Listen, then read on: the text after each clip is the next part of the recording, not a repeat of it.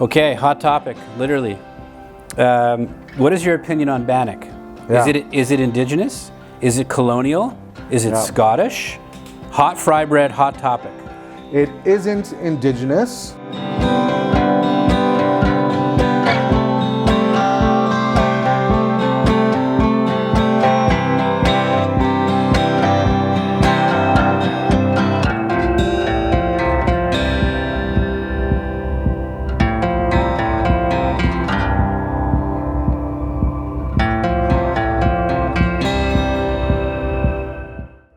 Hi, and thanks for joining us. My name is Quinn, and I'm the lead of Indigenous initiatives at the Gord, Downie, and Chanie Wenjack Fund. Inspired by Chanie's story and Gord's call to build a better Canada, we aim to build cultural understanding and create a path toward reconciliation between Indigenous and non-Indigenous peoples. Let's begin our conversation.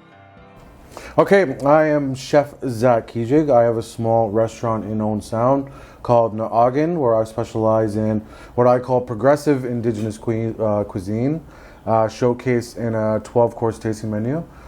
We forage quite extensively. We source extremely local.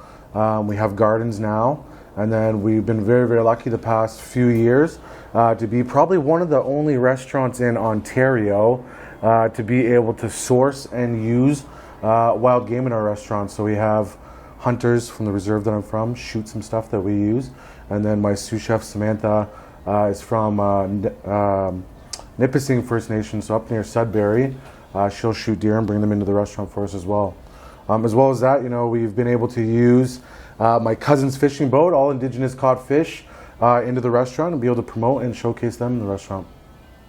Hey, I'm Derek Blais. I am Chief Creative Officer at Lifelong Crush, and I've also had a pop-up restaurant called Sunfish on the shores of Georgian Bay, also showcasing Indigenous cooking and cuisine all over live fire.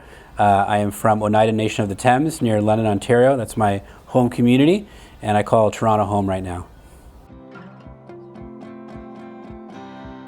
So what started my love of cooking, when I was younger, my father unfortunately was a pretty heavy alcoholic, so he left when I was quite young, and my mother had to work multiple jobs to be able to support me and my brother.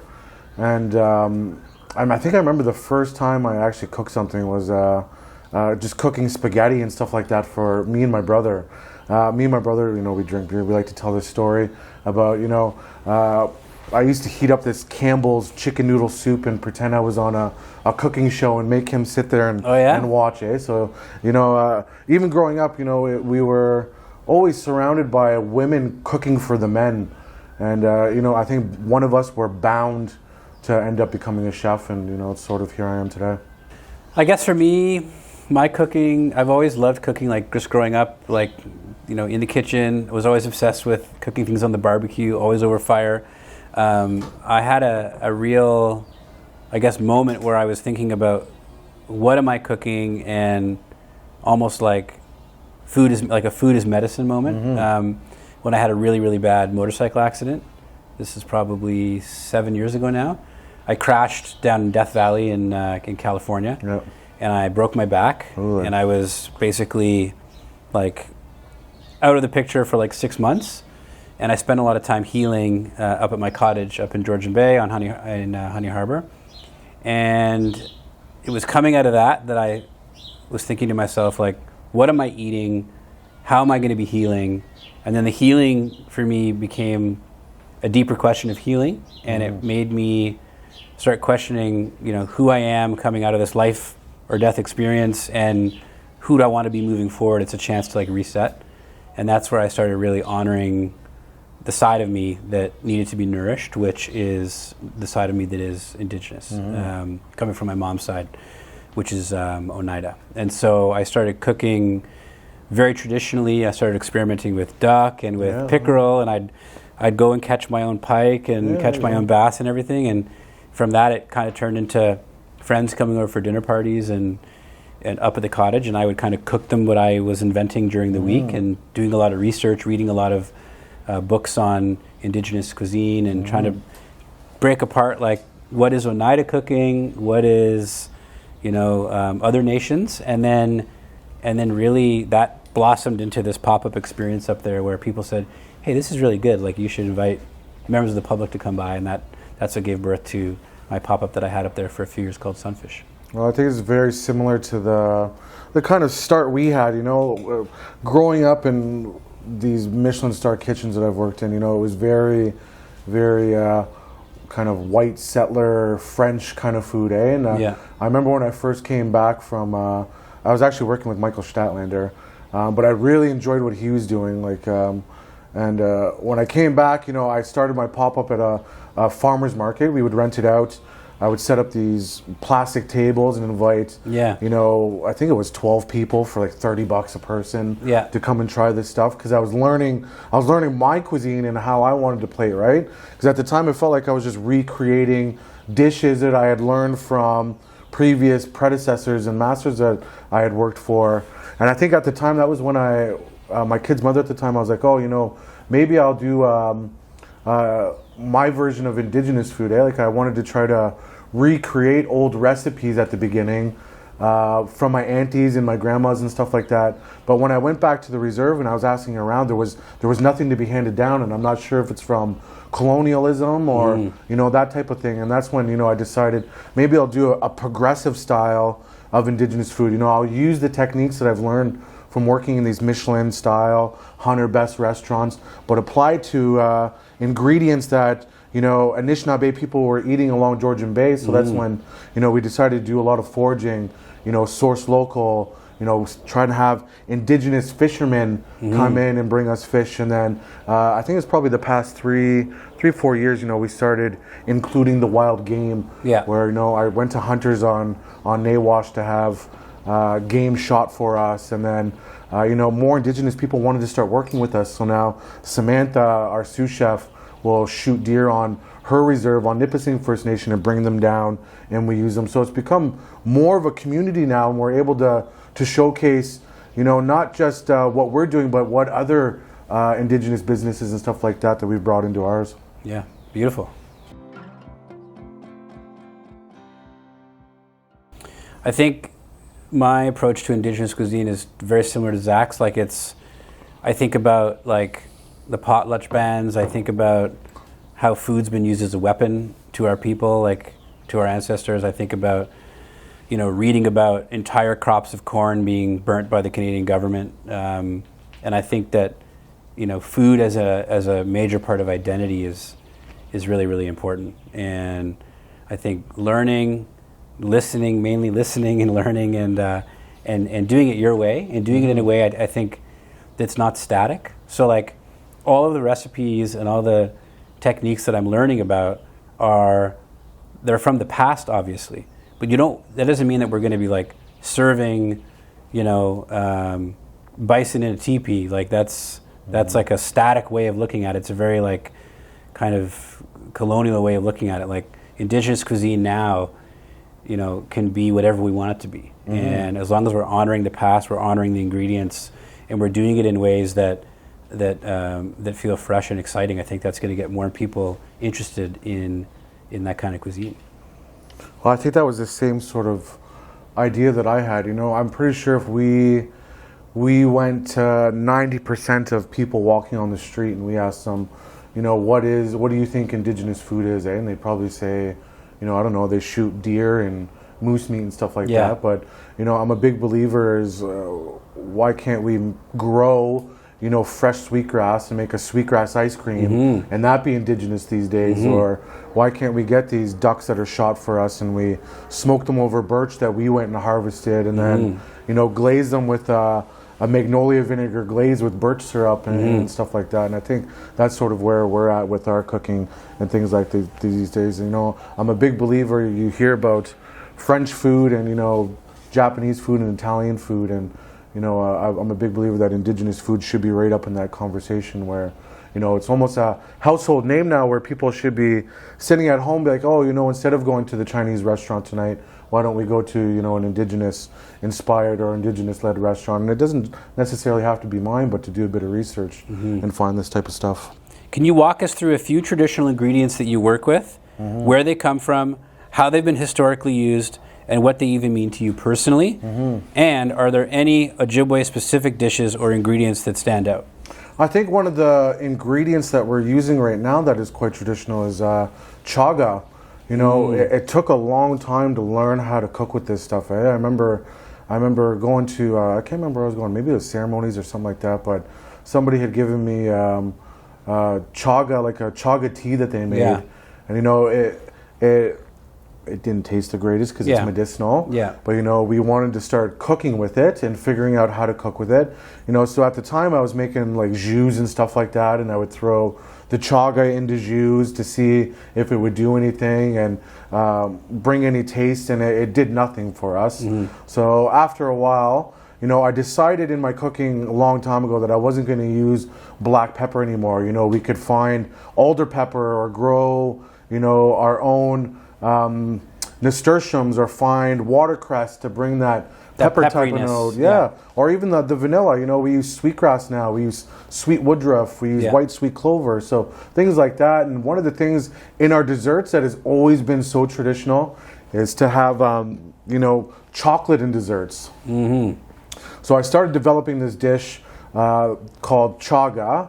So, you know, we blend the chaga up to a very fine powder. We sift it through a very fine sifter, and we use it almost as a cocoa powder substitute now, because it gives it that, you know, that very dark cocoa powder color that we can add into tartlets and different things like that, and adds a little bit of a bitterness to it. And I think that's one of the big ingredients that we use quite a bit now that is a main staple on our dessert course that hasn't really changed.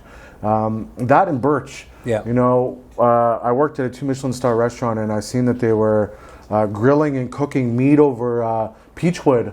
So when I came back to Owen Sound, you know, I wanted to implement, you know, cooking, smoking, and, you know, grilling over some sort of wood that was ours, right? So when I started doing research, you know, birch has been used quite significantly in our culture. You know, we use the we use the bark to make, you know, baskets. We use the bark to make canoes to help with housing and stuff like that.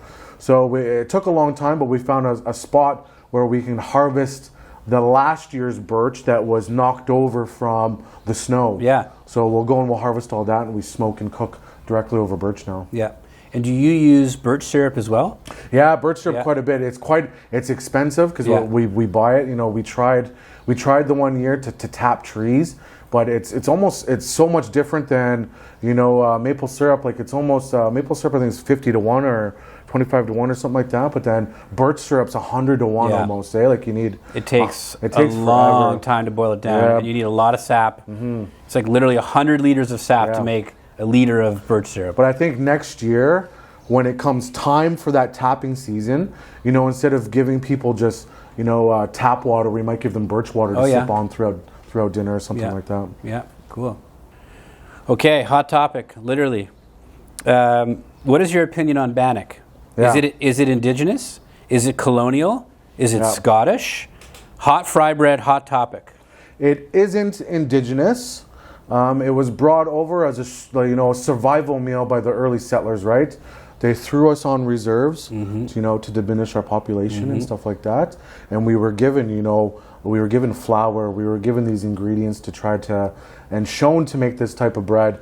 But I think over the years, we've adapted to it, we've accepted it, and we've learned to make it better than our early settler counterparts, So I think that's why it's become such a big part of our culture and part of, like last night I was telling you, I served scone dogs to some of the richest people in Toronto. Paid $1,000 a ticket to eat food from the best chefs across the world, or best chefs across Canada, and we served them bannock wrapped around a hot dog, deep fried, and we dipped it in ketchup and mustard. When I was a kid, that was sort of our bread. We would bake it, we would fry it. My aunties and them bake it now, and we use it almost as a bread. We would make fried bologna sandwiches with it. We would make peanut butter and jam sandwiches with it. So I think we've adapted into our culture, and I'm okay with it.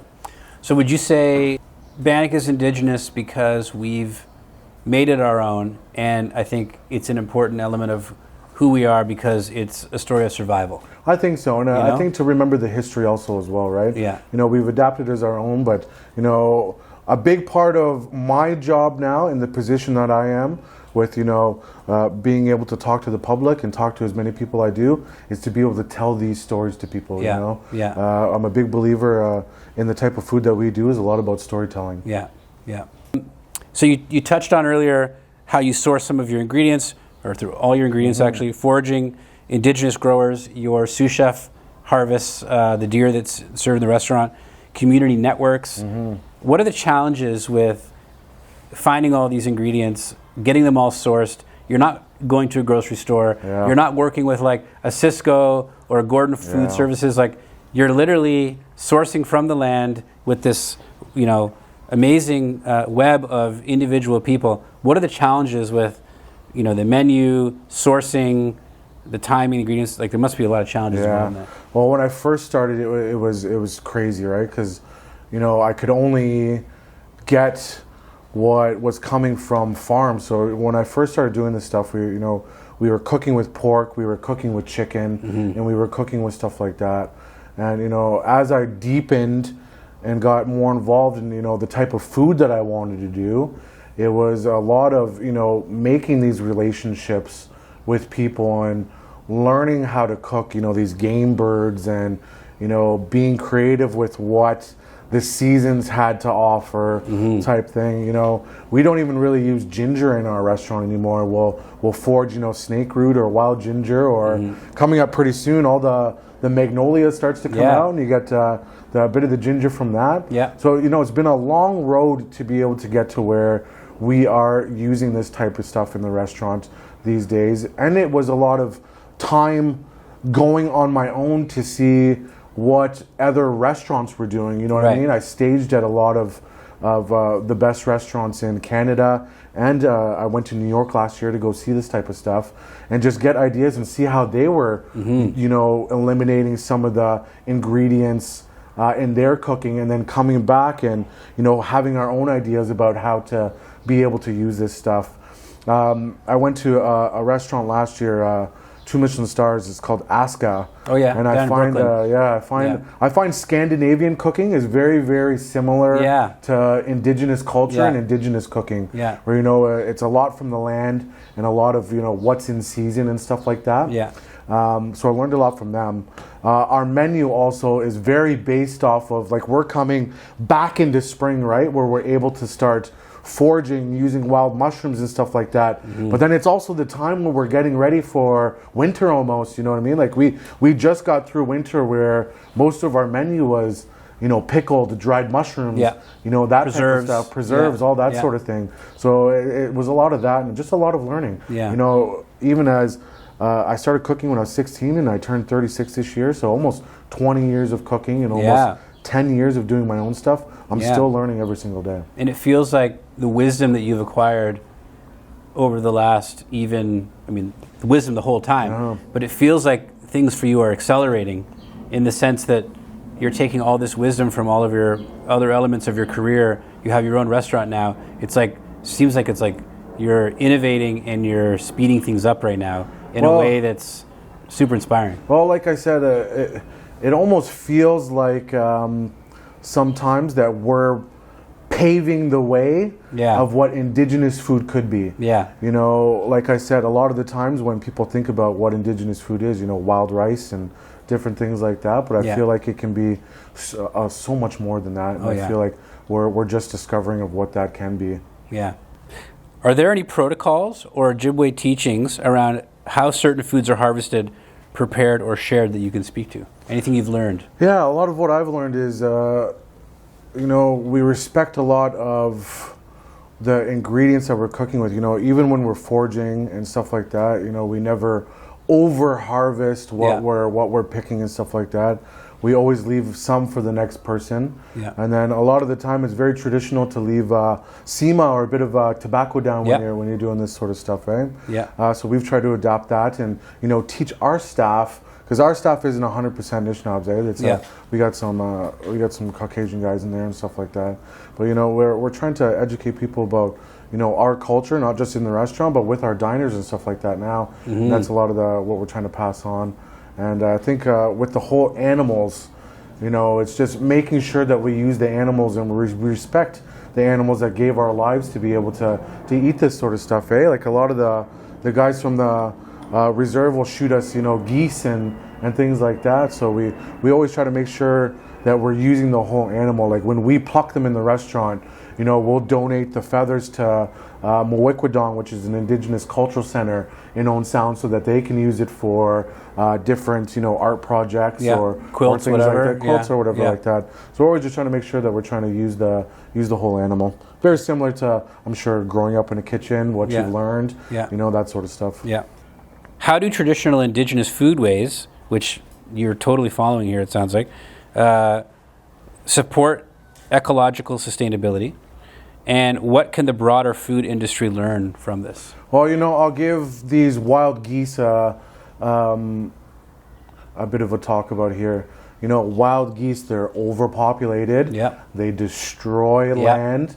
They're delicious. They eat all these wild ingredients and things like that. Yeah. But they're overpopulated. Once again, we should be looking at these as another source of food, not just for us, but I think to the general public. You know what I mean? Like why are we so often eating and consuming so much pork and so much of these, forced, I don't want to say force-fed, but overly grown chickens that grow in 3 weeks, and we're eating them and stuff like that, when we can eat these overpopulated wild geese that are, disturbing, land and stuff like that, and it's not like they're going anywhere. You know what I mean? And be able to serve that and live off that sustainability and culture. Are there chefs, elders, or knowledge keepers whose work has shaped your own practice that you'd like to recognize? I don't know if it's shaped it, but when I first started doing this, I made sure that I went to a lot of the elders and stuff like that from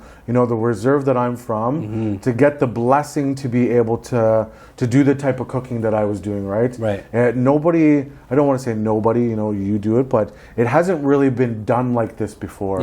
Type thing where somebody was trying to be as creative with these ingredients and create a cuisine and sustain a restaurant like this, right? So when I first started, I was making like chaga and birch ice cream and different things like that, and I just wanted to make sure that it was okay that I was using some of these traditional medicines to cook with and stuff like that. So we got a lot of blessing from elders and things like that. Now they support us. We've tried very hard where in our cooking to get rid of using, nuts and seed oils. So we have, like a bear was killed last year on Cape Croker. They gave us all the bear fat. We rendered it down, and now we use it to cook with. We're making bear fat caramel to go with an ice cream. We're doing all this sort of thing. So we've had nothing but support from, all of the people around where we are. With many recipes and techniques being handed down from previous generations in other cultures, I'm thinking of things like tomato sauce from nonnas in Italian families.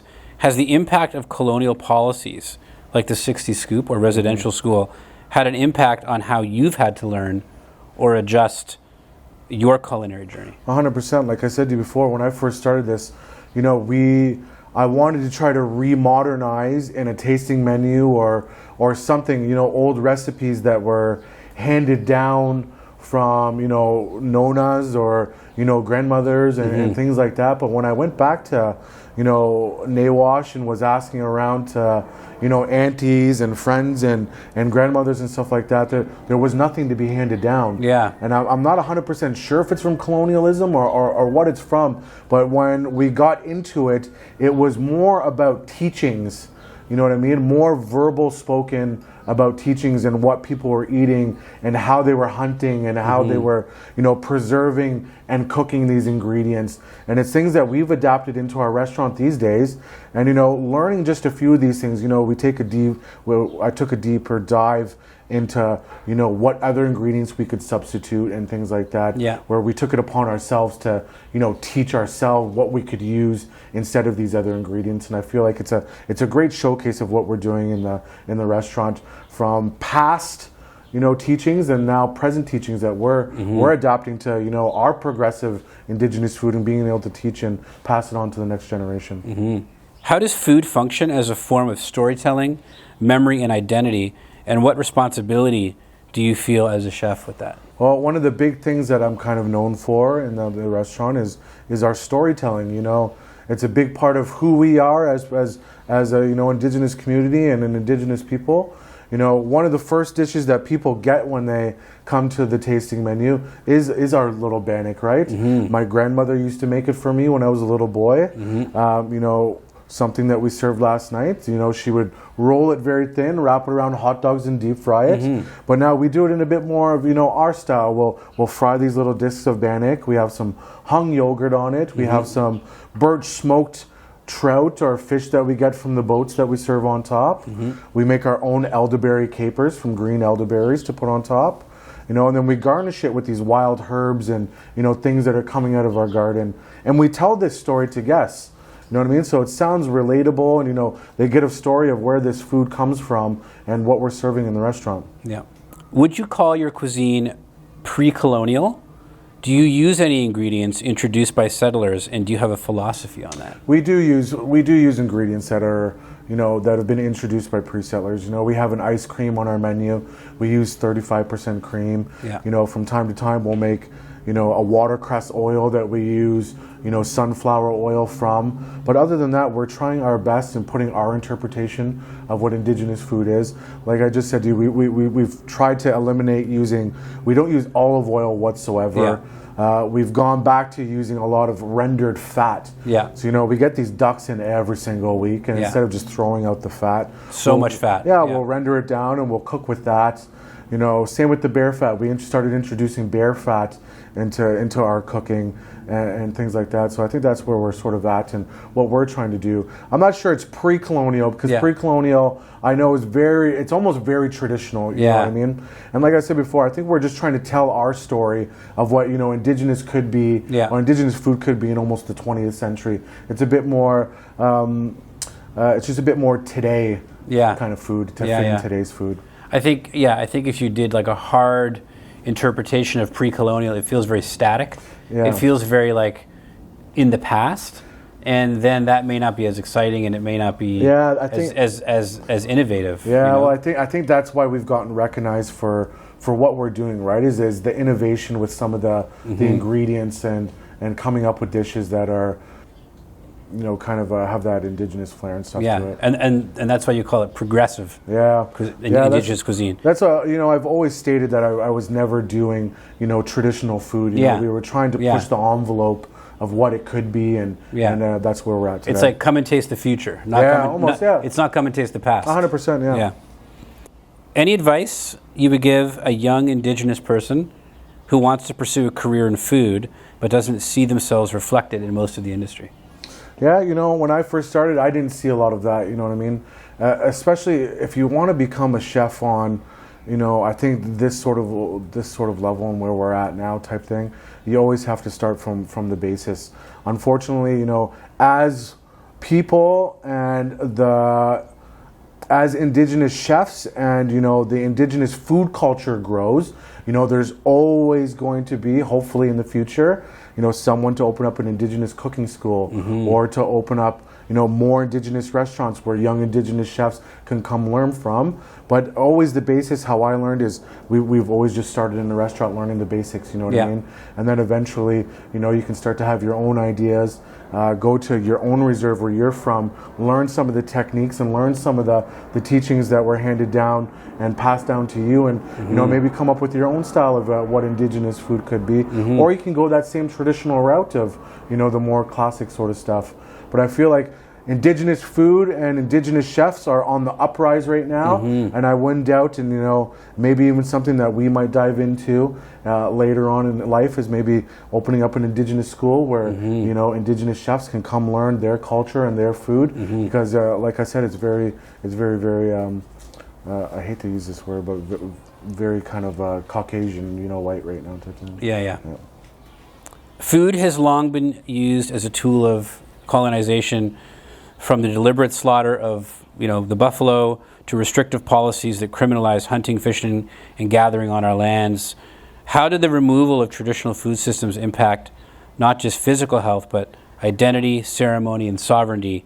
And as a chef, do you see your work as an act of reclamation? And do you think And what do you think needs to happen politically and culturally to restore true food sovereignty for Indigenous communities today? Well, I think you'll see it now from any reserve you go to. There's a uprise in diabetes from sugar, all this sort of stuff, because we haven't been eating these traditional foods and gone back to that, because it wasn't allowed unless we were on our own land and things like that. Yeah. Like I said to you earlier, it was hard for me trying to be an Indigenous man to cook Indigenous food, being surrounded by settler ingredients. Like how could I cook Indigenous food and put my spin on Indigenous food when I'm stuck using chicken and using pork and stuff like that? So in the early days, I didn't care whatsoever. I would get hunters to shoot me geese and shoot me ducks, and we would serve them. We would let our guests know that we were serving unfarmed game, because I wanted to cook my food, my Anishinaabe food, eh? So we've been very lucky the past few years that we finally got the acceptance from our what do they call it? The food, like the food like premise. The public health. Yeah, the public health. Like sort of public guys, health eh? of your area has because we are doing a bit more of the higher end food. I don't serve lobster, I don't serve shrimp, and I don't serve things like that. But our people were eating crayfish. Yeah. So crayfish have almost this lobster langoustine kind of flavor to it. Yeah. And that was when I first went to the house board, and I was like, can I harvest my own crayfish and then prepare them and serve them in the restaurant? It took about 6 months for them to finally get back to me. Yeah. But then they're like, you can go ahead and do it. There's some transportation things that you need to watch, because like food safety stuff. Yeah, safety stuff, because and they're invasive little things. Yeah. So it was a lot of stuff like that. But then at the end, they gave me this almost Indigenous food guide health book. Oh, cool. About how to process game and how to use game in a professional setting, like I'm doing almost. Cool. So, I think that should be more well spread and known to Indigenous chefs about that sort of stuff. And then you didn't know that. No, I didn't know that whatsoever. You've been a chef for, as you said, 20 years, and in the last while you've really been going hardcore on Indigenous cuisine, and then you just found out about this guidebook that was produced by Public Health that shows you how to process all this Indigenous food in a really food safe way. That the fact that you didn't know about that, and you're is like probably no one knows about that. No, I didn't know about it whatsoever. You want to get that learning material out there, get that to these younger Indigenous chefs coming up. It was even that, even my coworkers, we have chefs I can't remember what his name is now, but Shane Chartrand and those guys. They were asking me, how do you use game, because where they're from, if they try to use game in their restaurant, they get in trouble for it. And I was like, I honestly have no idea. I think it's just because it's provincial. Yeah, I think it's provincial. Because he's out in Alberta. Yeah, right. And I know that Newfoundland allows wild game to be served in restaurants as kind of a model. Yeah, and I can't remember who it was. I was talking to Eric from Promore Set, and he said somebody out in Quebec or Montreal was using a bit of wild game and stuff like that too, but very, very, very limited. Yeah.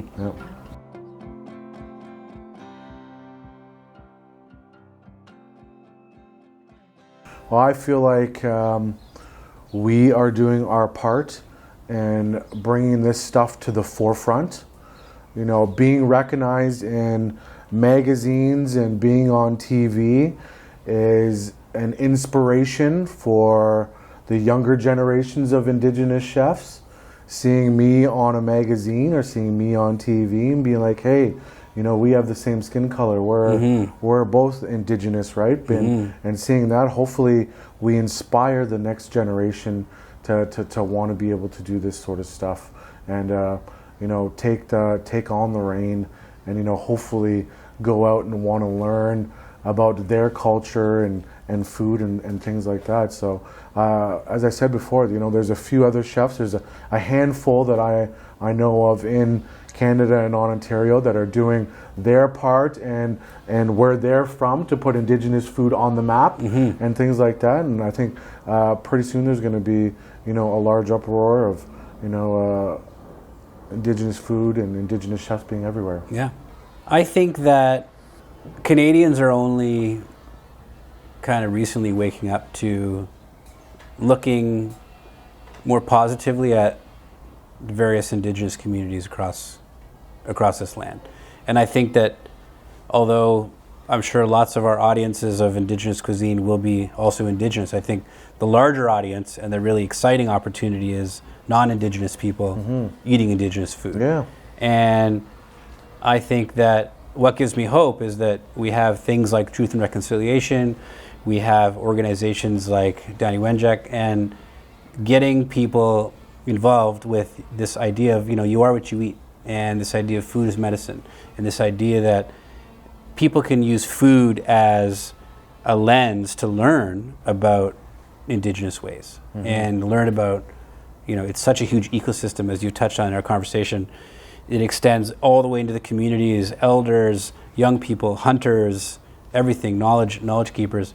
And so I think bringing it up to that level and having non-Indigenous Canadians experience Indigenous cuisine, learning about Indigenous communities and Indigenous ways of learning through food is amazing. And I hope that when I hear things like wild game can't be served in a restaurant, you have special permission, I would love to see policy changes at a government level that allow for, budgets and ingredients to be used in a way that is policy, and that's like cooking at more of a restaurant level. And I think the bigger conversation around Indigenous food sovereignty is more about the communities that are experiencing huge gaps when it comes to poverty, when it comes to food insecurity, and there should be programs and funding that, I'd like to touch on what you said about education, that get back to self-reliance and get back to learning these techniques, learning these ingredients that people in communities can then return to the land and really honor the land and learn those teachings within their own communities.